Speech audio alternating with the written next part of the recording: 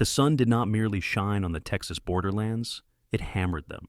It was the summer of 1880, a season of such relentless ferocity that the very air shimmered like molten glass above the cracked earth. Dust devils, those swirling ghosts of the plains, danced across the horizon, mocking the stillness of the barren expanse. Clara Vance stood in the shadow of the ranch house, her back pressed against the rough-hewn timber that radiated heat even in the shade. She was trying to make herself small, to disappear into the grain of the wood. It was a skill she had perfected over 5 years of marriage to a man who preferred her invisible, unless he had a use for her. But Elias Vance was dead now, 6 months in the grave, and Clara had foolishly thought that his death would mean her freedom. She was wrong. Through the thin, uninsulated walls of the parlor, voices drifted out, heavy, humid, and cruel. "She's a burden, Arthur, plain and simple," came the voice of her brother-in-law, Arthur Higgins. His tone held the gravelly rasp of a man who had swallowed too much dust and whiskey. "Elias is gone, and she's eating us out of house and home. With the drought killing the herd, we can't afford another mouth, especially one that brings nothing to the table." Clara's hands, red and chapped from scrubbing linens that would never be white again, clutched the faded calico of her dress. It was patched so many times the original pattern was a memory, much like her hope. "She ain't exactly the delicate flower the men in town are looking for, is she?" Arthur continued, a sneer audible in his syllables. "Too soft, too quiet, and that figure, well, let's just say she takes up space." Clara closed her eyes, fighting the sting of tears. She refused to cry. Tears were a currency that bought no mercy in this house. Her late husband, Elias, had hated her curves, calling her clumsy and cow-like, when she didn't fit the mold of the spindly, fragile fashion plates he saw in the catalogs from Boston. He had punished her for her softness with fists that were hard as iron. "Baron Caldwell made an offer," Arthur said. The name dropped into the conversation like a stone into a deep well, sending ripples of dread through Clara's body. Baron Caldwell. The name was a curse in 3 counties. He was a land baron who owned half the territory and the lawmen who patrolled it. He was known for 2 things: his immense wealth and the fact that his wives rarely survived more than a few years. "Caldwell?" came the sharp voice of Arthur's wife, Martha. "He's a monster, Arthur. Everyone knows about the girl from Tucson." "He's a monster with deep pockets," Arthur shot back. "He's offering $500, says he needs a housekeeper who can warm his bed, and he ain't particular about the face." "500?" Martha's voice lost its edge of moral outrage, replaced by the hungry hum of greed. "That would clear the banknote. It would save the ranch." "He sends his men at dawn," Arthur said, the finality of a judge passing a sentence. "Have her ready." Clara felt the blood drain from her face, leaving her cold despite the oppressive heat. They were selling her, like a broodmare, like a sack of grain. The humiliation burned hotter than the sun, scorching her insides. But beneath the shame, a spark ignited, a fierce, ancient instinct. No.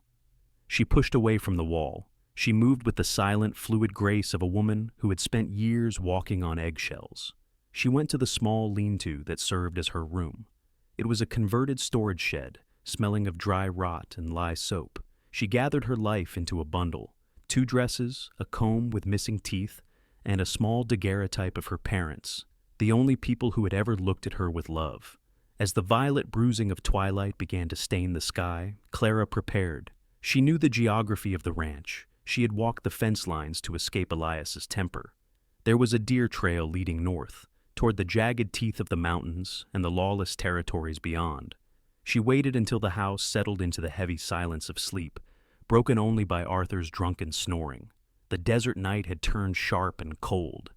Clara slipped out the back door, wincing as the hinges groaned. The moon was a silver coin, bright and accusing, illuminating the yard.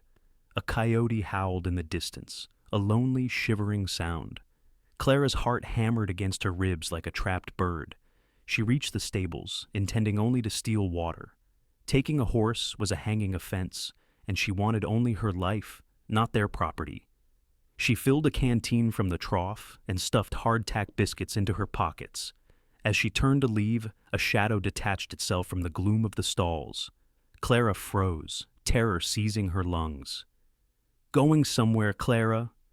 It was Toby, the stable hand. He was young, with a face full of freckles and a heart that hadn't yet been hardened by the frontier. Please, Clara whispered, the words scraping her throat. Toby, please. They sold me, to Caldwell. Toby's face tightened. He looked at her bundle, then at the desperate set of her jaw. He spat into the straw. I heard him. Caldwell's a devil in a Sunday suit. You're right to run. He reached into his pocket and pulled out a small, tarnished compass. Take this. Head north toward the Serpent's Gorge. There's water in the caves. If you stay in the open, they'll track you down by noon. Why? She asked, her eyes searching his. My sister, Toby said, his voice cracking. Caldwell took a shining to her 3 years back. She didn't last the winter. He stepped aside. Go, and don't look back. Clara squeezed his hand, a silent pact between the powerless, and fled into the dark. The desert was not merely a landscape, it was a living, hostile entity. By the second day, Clara was sure it wanted her dead. The sun was a physical weight on her shoulders. Her water had run out hours ago, and her tongue felt like a piece of dry leather in her mouth. She had walked until her boots were thin as paper, her feet bleeding and blistered. She collapsed in the meager shade of a mesquite bush, the thorns snagging her dress. She closed her eyes, and the darkness behind her lids spun. She thought of Caldwell's men, the thunder of hooves, the chains. Perhaps dying here, dried out like a husk, was better. It was, at least, a death of her own choosing. A shadow fell over her, cooler, deeper than the mesquite. Clara flinched, her eyes flying open. A horse loomed over her, a massive paint mare. Astride the beast was a silhouette cut from the very fabric of the harsh land. Easy, a voice rumbled. It was deep, resonant, like stones grinding together in a riverbed. I ain't here to hurt you. The man dismounted. As he moved into the light, Clara saw him clearly. He was tall, lean as a whipcord, with a face that looked like it had been carved from granite and left out in the rain. A jagged scar ran from his left temple to his jaw, a silver line of old violence against his sun-darkened skin. His eyes were the most startling feature, pale gray, the color of a winter storm, watchful and distant. He crouched beside her. Name's Silas Thorne. You look like you're about done for. Water? Clara croaked, her dignity stripping away under the assault of thirst. Silas unhooked a canteen from his belt. He held it to her lips, but pulled it back when she tried to gulp. Slow. You'll sick it up if you rush.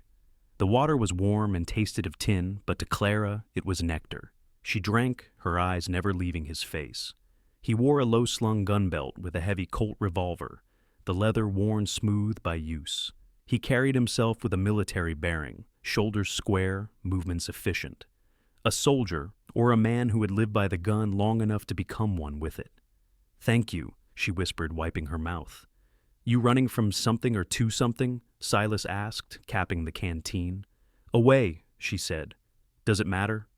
Matters to the folks chasing you, Silas said, standing up and scanning the horizon, his eyes narrowing. Saw a dust cloud about 5 miles back. Riders, moving fast. Clara struggled to stand, swaying. That's them. Caldwell's men. Silas looked at her, really looked at her, assessing the torn dress, the bloody feet, the terror in her eyes. Caldwell? The Baron? Yes. Silas's expression hardened. I know him. Bad business. He gestured to his horse. You can't walk, and if they find you, they'll drag you back behind a saddle. I have no money, Clara said, pride stiffening her spine. I can't pay you. Didn't ask for money. Silas mounted the horse, then held out a hand. It was a large hand, calloused and scarred, but steady. Come on, whiskey here can carry double. Clara hesitated only a second. She took his hand. He pulled her up behind him with effortless strength. Clara had to wrap her arms around his, waist to stay seated. He smelled of sagebrush, leather, and sweat, an honest, earthy scent. Hold on, Silas warned. We're heading for Serpent's Gorge. It's the only place to lose tracks in this rock. As they rode, Clara rested her head against his back, too exhausted to maintain propriety. For the first time in days, she felt a flicker of something dangerous, something she hadn't felt in years. Hope. Serpent's Gorge was a wound in the earth, a labyrinth of red rock canyons that twisted and turned like a nest of vipers. Silas navigated the maze with the confidence of a man who had hidden there before. On their third day, the sky turned a bruised purple. The wind died, leaving a heavy, suffocating silence. "Sandstorm," Silas muttered, pulling a bandana over his nose. "Big one." They found shelter in a shallow cave just as the wall of red dust hit them. It shrieked like a banshee, blotting out the sun and turning the world into a choking red haze. They huddled at the back of the cave, the horse blocking the wind at the entrance. Silas passed Clara a strip of cloth. "Tie this over your face." His fingers brushed her cheek, and the contact sent a jolt through her that had nothing to do with fear. They sat in the dim light, knees touching. The storm raged outside, shrinking their world to this small, rocky space. "Why are you helping me?" Clara asked, her voice muffled by the cloth. "You could have ridden on. Caldwell is a powerful man." Silas stared at the cave floor. He touched the scar on his face unconsciously. "Had a wife once. Alara. When the war started, I went to fight for the Union. Left her with my brother. Thought she'd be safe." He gave a dark, humorless chuckle. "Came back to find my brother had gambled her away to a man like Caldwell to cover his debts. By the time I found her," he trailed off, the silence heavy with old ghosts. "She was gone." Clara reached out, covering his hand with hers. "I'm sorry." "I see men treating women like property," Silas said, his voice low and dangerous. "And I get an itch in my trigger finger. I ain't leaving you to that fate, Clara." The storm howled for hours. In the quiet intimacy of the cave, they shared their stories. Clara spoke of her parents, of her love for books, of the garden she used to tend before Elias had paved it over. Silas spoke of the ocean. He had seen it once, in California. "It goes on forever," he told her, his gray eyes softening. "Blue water, meeting blue sky. You can taste the salt on the wind. It smells like freedom." "I'd like to see that," Clara whispered. "Maybe you will," Silas said, looking at her with an intensity that made her breath hitch. When the storm broke, the landscape had changed. Dunes had shifted, trails were erased, but the danger remained. As they emerged, the crack of a rifle shot echoed off the canyon walls. "Down!" Silas shoved Clara behind a boulder as a bullet chipped the stone inches from her head. "Found him!" a voice shouted from the ridge above. It was Caldwell's foreman, a man named Pike with a black heart and a sharpshooter's eye. "We have to move," Silas hissed. "On foot. Whiskey can't navigate the narrow pass ahead." He slapped the mare's rump, sending her galloping back down the canyon to draw their fire. They ran. They scrambled up shale slopes and squeezed through crevices so narrow Clara had to exhale to fit. Silas was always there, pulling her up, shielding her body with his own. They hid in a fissure high up the canyon wall as Pike and his men thundered past below, chasing the horse. Clara pressed against Silas, her heart pounding in rhythm with his. In the adrenaline and the fear, the barrier between them crumbled. He looked down at her, dust coating his eyelashes, sweat streaking the grime on his face. "You all right?" "Yes," she breathed. He didn't pull away. His gaze dropped to her lips. It was a moment suspended in time, fragile and terrifying. Then he leaned in. The kiss tasted of dust and desperation, but under it lay a tenderness that shattered Clara's defenses. It wasn't a taking, it was a giving, a promise. They arrived in Havens Creek 4 days later, exhausted, ragged, but alive. It was a boomtown clinging to the edge of civilization, a place where the law was a suggestion and money was God. They sought refuge at the Gilded Lily, a boarding house run by Madame Rosaline. Rosaline was a towering woman in black silk, with eyes that missed nothing. She took one look at the scar on Silas's face and the desperation in Clara's eyes and ushered them inside.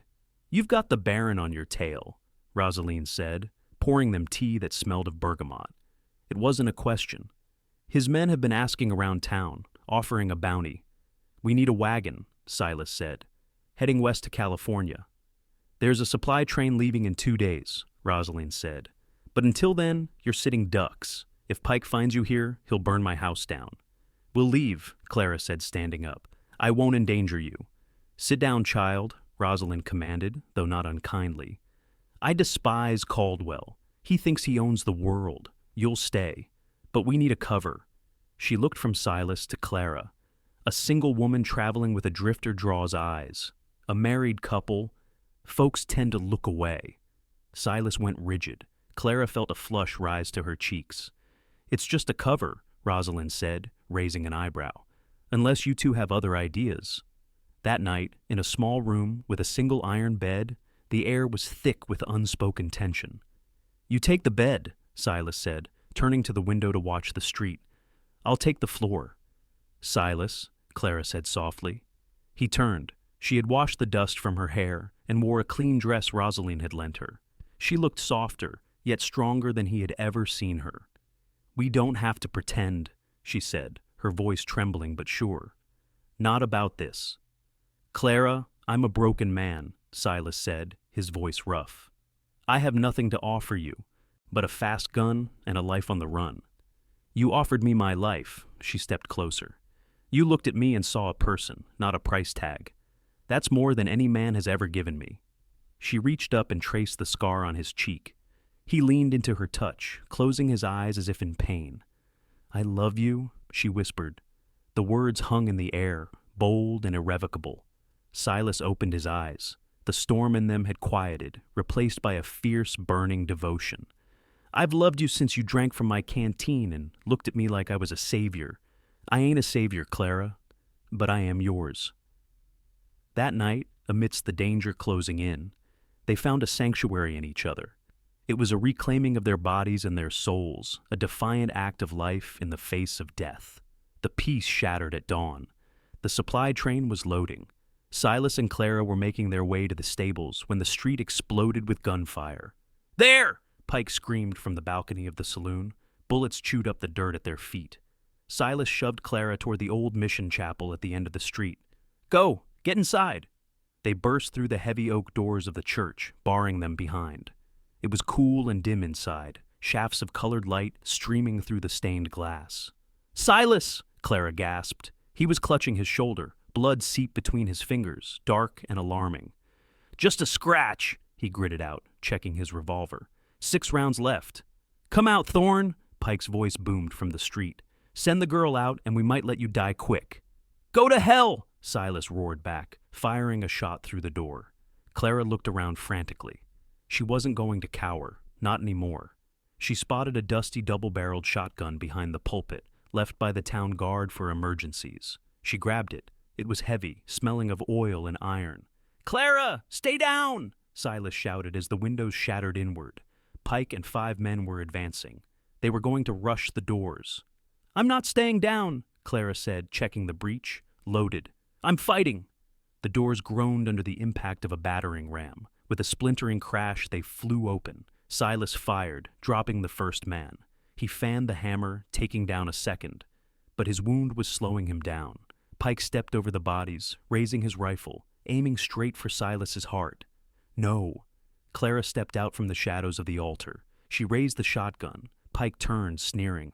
"Well, look at the little—" Clara pulled the trigger. The recoil bruised her shoulder, but the spread of buckshot caught Pike in the chest, lifting him off his feet and throwing him back out the door. The remaining men froze.